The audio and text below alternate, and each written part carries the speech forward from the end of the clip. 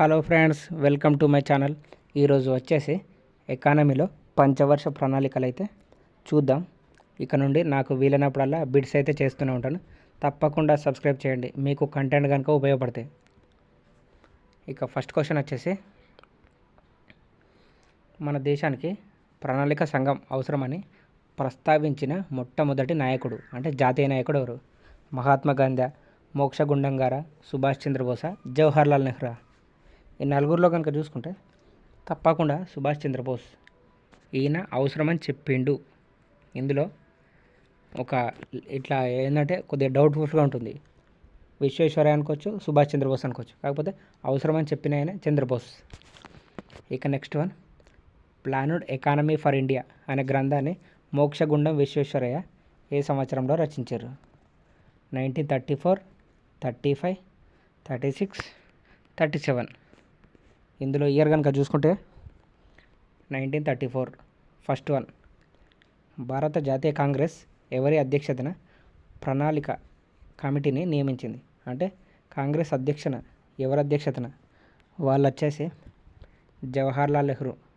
అప్పుడు ఆయనే ఉన్నారు ప్రధానమంత్రి కూడా. బాంబే ప్రణాళిక చైర్మన్ ఎవరు? బాంబే ప్రణాళిక ఇట్లాంటివి చాలా కన్ఫ్యూజన్ ఉంటాయి, గుర్తుపెట్టుకోండి. బాంబే ప్రణాళిక చైర్మన్ వచ్చేసి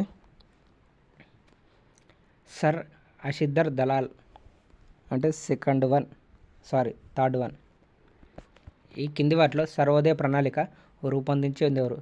చాలా ఇంపార్టెంట్ ఇది, గుర్తుపెట్టుకోండి. సర్వోదయ ప్రణాళిక ఎవరు? దీన్ని మల్టిపుల్గా ఇవ్వచ్చు, అలాగే ఇట్లా కలిపేది కూడా ఇవ్వచ్చు. సో దీని ఆన్సర్ వచ్చేసి జయప్రకాష్ నారాయణ. నెక్స్ట్ వన్, ప్రణాళిక సంఘం ఎప్పుడు ఏర్పడింది? చాలా ఇంపార్టెంట్ క్వశ్చన్. ప్రణాళిక సంఘం వచ్చేసి 1950 మార్చ్ 15.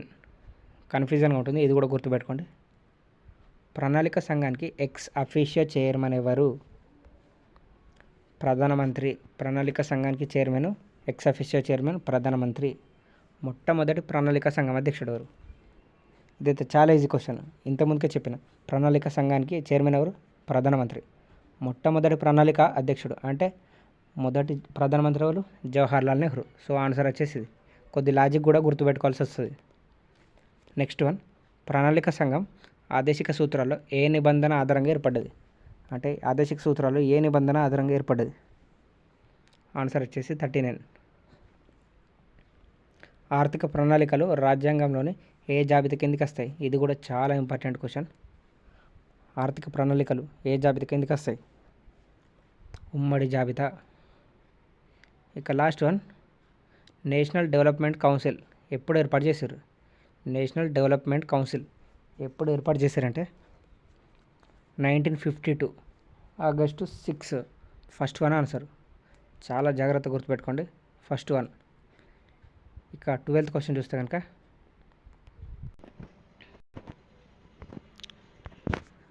12th క్వశ్చన్ వచ్చేసి జాతీయ అభివృద్ధి మండలిలో ఎవరెవరు సభ్యులుగా ఉంటారు? చాలా ఇంపార్టెంట్ ఇది కూడా. ఇందులో రాష్ట్ర ముఖ్యమంత్రులు ఉంటారు, కేబినెట్ మంత్రులు కూడా ఉంటారు, అంటే సెంట్రల్. నెక్స్ట్ వచ్చేసి ప్రణాళిక సంఘం సభ్యులు, వీళ్ళందరూ ఉంటేనే జాతీయ అభివృద్ధి మండలి ఎత్తి. చాలా ఇంపార్టెంట్. రాష్ట్ర ముఖ్యమంత్రులు, కేంద్ర కేబినెట్ మంత్రులు, ప్రణాళిక సంఘం సభ్యులు. సో ఆన్సర్ ఏంటంటే పై వారందరూ కూడా ఉంటారు. ప్రస్తుత నీటి ఆయోగ్ ఉపాధ్యక్షుడు ఎవరు? అధ్యక్షుడు కాదు, గుర్తుపెట్టుకోండి, ఉపాధ్యక్షుడు. ఉపాధ్యక్షుడు వచ్చేసి ఈయన రాజీవ్ కుమార్. నెక్స్ట్ వన్, ప్రణాళికలను పరిశీలించి చివరకు ఆమోదించేది. అంటే ప్రణాళికలను చూస్తారు, అది ఓకే ఉంటే ఆమోదిస్తారు, లేకపోతే రిజెక్ట్ చేస్తారు. ఇందులో ఎవరెవరు ఆప్షన్స్ అంటే జాతీయ అభివృద్ధి మండలి, పార్లమెంటు, కేంద్ర కేబినెట్, రాష్ట్రపతి. సో దీని ఆన్సర్ వచ్చేసి జాతీయ అభివృద్ధి మండలి. నెక్స్ట్, సూచనాత్మక ప్రణాళికను మొదటిసారిగా అమలు చేసిన దేశం. ఇది కూడా చాలా ఇంపార్టెంట్, చాలాసార్లు వచ్చింది. సూచనాత్మక ప్రణాళికను మొట్టమొదటిసారిగా అమలు చేసింది ఎవరు? చాలామంది రష్యా అనుకుంటారు, ప్రణాళికలను మొట్టమొదటిసారిగా దాన్ని అమలు చేసింది అయితే రష్యానే, కానీ సూచనాత్మక ప్రణాళిక. సో దీని ఆన్సర్ వచ్చేసి ఫ్రాన్స్. ఇక నెక్స్ట్ వన్, నిర్దేశాత్మక ప్రణాళికను మొదటిసారిగా అమలు చేసిన దేశం? నిర్దేశాత్మక ఎవరు అమలు చేస్తారంటే రష్యా. ఇక్కడ సూచనాత్మక, ఇక్కడ నిర్దేశాత్మక. చాలా కన్ఫ్యూజ్ అయ్యే ఛాన్స్ ఉంది, చాలా జాగ్రత్తగా చదువుకోండి. నెక్స్ట్ వన్ 17ది పిగ్మీ ప్రణాళికలు. పిగ్మీ అని వేటిని అంటారు? నిర్మాణాత్మక ప్రణాళికల, వార్షిక ప్రణాళికల, పాక్షిక ప్రణాళికల, భౌతిక ప్రణాళికల. పిగ్మీ ప్రణాళికలని వేటిని అంటారు? వేటినంటే వార్షిక ప్రణాళికలు, అంటే యాన్యువల్ ప్లానింగ్ అంటారు కదా, యాన్యువల్ అది. నెక్స్ట్ చాలా ఈజీ అండ్ ఇంపార్టెంట్. భారత ప్రణాళికల రూపశిల్పి ఎవరు? భారత ప్రణాళికల రూపశిల్పి ఎవరు? First one Jawaharlal Nehru. ఇక next one planning and the poor అనే గ్రంథాన్ని ఎవరు రచించారు? Planning and poor.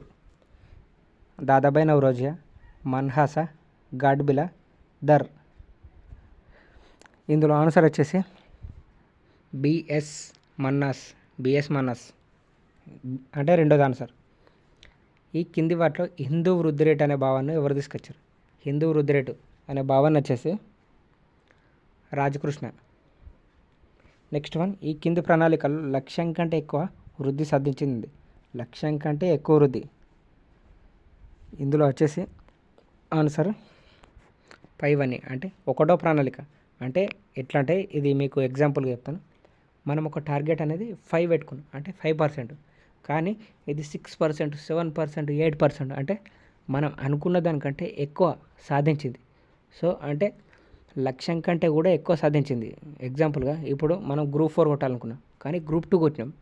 సో ఆ రకంగా ఈ 3, 1వ, 5వ, 8వ. ఆన్సర్ వచ్చేసి 4th వన్. ఇక నెక్స్ట్ వన్ 5వ ప్రణాళిక కాలంలో ఎంత శాతం వృద్ధి రేటు సాధించింది? అంటే 5th ప్రణాళికలో ఎంత అంటే 4.8. Second one answer. నెక్స్ట్ హరాడ్ డోమర్ వృద్ధి నమూనా ఏ ప్రణాళికకు సంబంధించింది? చాలా ఇంపార్టెంట్, గుర్తుపెట్టుకోండి. 1కి 3 సార్లు చెప్తున్నా. హరడ్ డోమర్ చాలా సార్లు వచ్చింది, కంపల్సరీ క్వశ్చన్. హరడ్ డోమర్ అనేది మొదటి ప్రణాళికకు సంబంధించింది. ఇందులో మహాల్నోబిస్ అని ఉంటుంది, ఇంకా వేరే చాలా ఉంటాయి. అస్సలే కన్ఫ్యూజన్ కావద్దు. హరడ్ డోమర్. నెక్స్ట్ వన్ మొదటి పంచవర్ష ప్రణాళిక కాలంలో ప్రణాళిక సంఘం ఉపాధ్యక్షుడు. ఇవి కూడా చాలా ఇంపార్టెంటే, కన్ఫ్యూజ్ అయ్యే ఛాన్స్ చాలా ఉంది.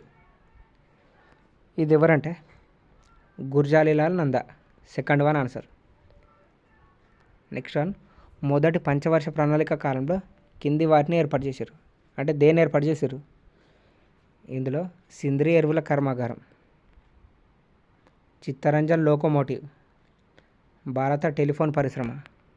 పైవన్నీ కూడా ఏర్పాటు చేశారు మొదటి పంచవర్ష ప్రణాళిక.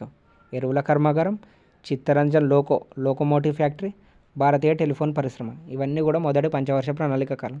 మొదటి పంచవర్ష ప్రణాళిక కాలం చాలా అంటే చాలా సక్సెస్ అయింది, ఇంతకుముందుకే చెప్పిన. సో ఆన్సర్ వచ్చేసి 5. ఇక లాస్ట్ క్వశ్చన్ జాతీయ విస్తరణ సేవా పథకాన్ని, ఇది మల్టిపుల్ ఆప్షన్లో ఇస్తారు, చాలాసార్లు వచ్చింది క్వశ్చన్ అయితే. జాతీయ విస్తరణ సేవా పథకాన్ని ఏ సంవత్సరంలో స్థాపించారు? 1952, 1953, 1954, 1955. దీని ఆన్సర్ కనుక చూసుకుంటే 1953 సెకండ్ ఆప్షన్. సో ఇవ్వండి. ఇక నేను చాలా అప్లోడ్ చేస్తూనే ఉంటాను. మీకు నచ్చితే లైక్ చేయండి, షేర్ కూడా చేయండి, ఎందుకంటే చాలా ఇంపార్టెంట్ బిట్స్ ఉన్నాయి. Thank you.